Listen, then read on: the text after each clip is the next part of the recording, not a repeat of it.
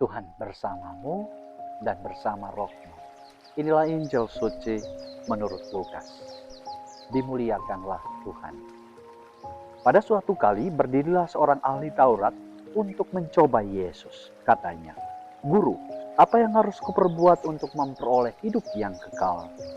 Jawab Yesus kepadanya, "Apa yang tertulis dalam hukum Taurat? Apa yang kau baca di sana?" Jawab orang itu, "Kasihilah Tuhan Allahmu dengan segenap hatimu, dengan segenap jiwamu, dan dengan segenap kekuatanmu, dan dengan segenap akal budimu. Dan kasihilah sesamamu manusia seperti dirimu sendiri." Kata Yesus kepadanya, "Jawabanmu itu benar. Perbuatlah demikian, maka engkau akan hidup." Tetapi untuk membenarkan dirinya, orang itu berkata kepadanya, "Dan siapakah sesamaku manusia?" Jawab Yesus, "Adalah seorang yang turun dari Yerusalem ke Yeriko. Ia jatuh ke tangan penyamun-penyamun yang bukan saja merampoknya habis-habisan, tetapi juga memukulnya, dan yang sesudah itu pergi meninggalkannya setengah mati. Kebetulan ada seorang imam turun melalui jalan itu. Ia melihat orang itu, tetapi ia melewatinya dari seberang. Demikian juga seorang Lewi datang ke tempat itu. Ketika ia melihat orang itu, ia melewatinya dari seberang jalan. Lalu datang seorang Samaria yang sedang dalam perjalanan ke tempat itu. Dan ketika ia melihat orang itu, tergeraklah hatinya oleh belas kasihan. Ia pergi kepadanya lalu membalut luka-lukanya. Sesudah ia menyiraminya dengan minyak dan anggur. Kemudian ia menaikkan orang itu ke atas keledai tunggangannya sendiri, lalu membawanya ke tempat penginapan dan merawatnya. Keesokan harinya ia menyerahkan 2 dinar kepada pemilik penginapan itu, katanya, "Rawatlah dia, dan jika kau belanjakan lebih dari itu, aku akan menggantikannya waktu aku kembali." Siapakah di antara ketiga orang ini menurut pendapatmu adalah sesama manusia dari orang yang jatuh ke tangan penyamun itu? Jawab orang itu, "Orang yang telah menunjukkan belas kasih kepadanya." Kata Yesus kepadanya, "Pergilah dan perbuatlah demikian." Demikianlah sabda Tuhan. Terpujilah Kristus. Para saudara dan saudariku yang dikasihi umat Kristiani yang terkasih dalam Tuhan, Injil hari ini memberi pesan yang sangat kuat dengan 2 hal penting untuk kita. Pertama-tama, kisah tentang Samaria ini dilatar belakangi oleh seorang ahli Taurat yang mencoba Yesus. Kita tahu kemudian seorang ahli Taurat, orang yang tahu banyak tentang hukum Taurat, serta hukum-hukumnya, dan bagaimana harus menghayatinya. Dan Yesus justru ketika menanyakan kepada orang-orang kepadanya, dia mengambil figur Samaria yang sama sekali bukan orang Yahudi.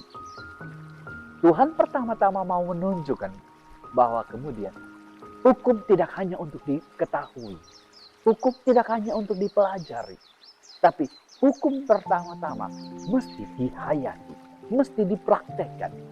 Dan kadangkala kita terjebak, para saudara-saudari, oleh berbagai macam hukum.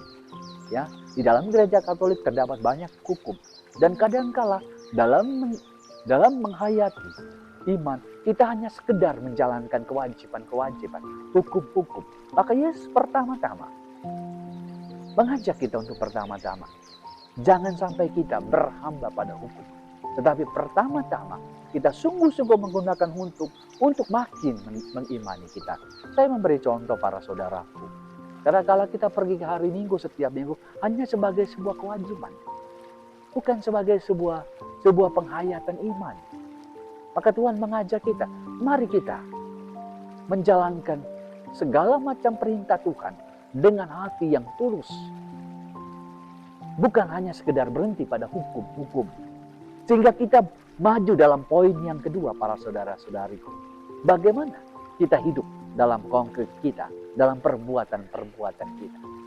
Nah, ajakan kedua Yesus pertama-tama dalam berhadapan dengan sesama, yang perlu kemudian kita tumbuhkan adalah belas kasih. Dan itu ditunjukkan oleh Samaria.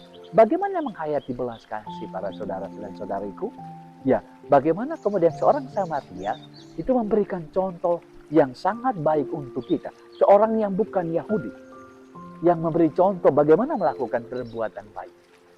Belas kasih pertama-tama itu mau menunjukkan bahwa kita bukan hanya hidup untuk kita sendiri, tapi kita masuk ke dalam kebutuhan, keprihatinan orang lain, penderitaan orang lain. Bahkan para saudara, kita kalau menarik kisah tadi, jadi seorang yang sakit yang ditemukan oleh orang Samaria itu dinaikkan ke atas kuda. Jadi kita mendudukkan orang-orang di sekitar kita sama dengan kita, sederajat dengan kita. Itulah perbuatan belas kasih. Jadi perbuatan belas kasih masuk ke dalam penderitaan orang lain, masuk ke dalam kebutuhan orang lain, berempati dengan dia, merasakan apa yang dirasakan, dan mengangkat dia untuk duduk sederajat dengan kita. Maka mari para saudara dan saudariku yang dikasihi, mari pertama-tama kita hidup dalam beriman kita bukan hanya sekedar menjalankan hukum, mentaati hukum-hukum tanpa menghayati dalam perbuatan kita. Mari hidup dalam belas kasih Tuhan. Mari mengangkat orang-orang yang lemah, orang-orang yang di atas kita, yang di bawah kita, untuk menyejajarkan, duduk bersama sederajat, sebangku, ya, sederet dengan kita, agar kemudian pertama-tama Tuhan itu akan memberikan berkat kepada kita jauh lebih apa yang kita harapkan, karena kita telah berbuat banyak tindakan kasih kepada sesama. Semoga Tuhan memberkati kita.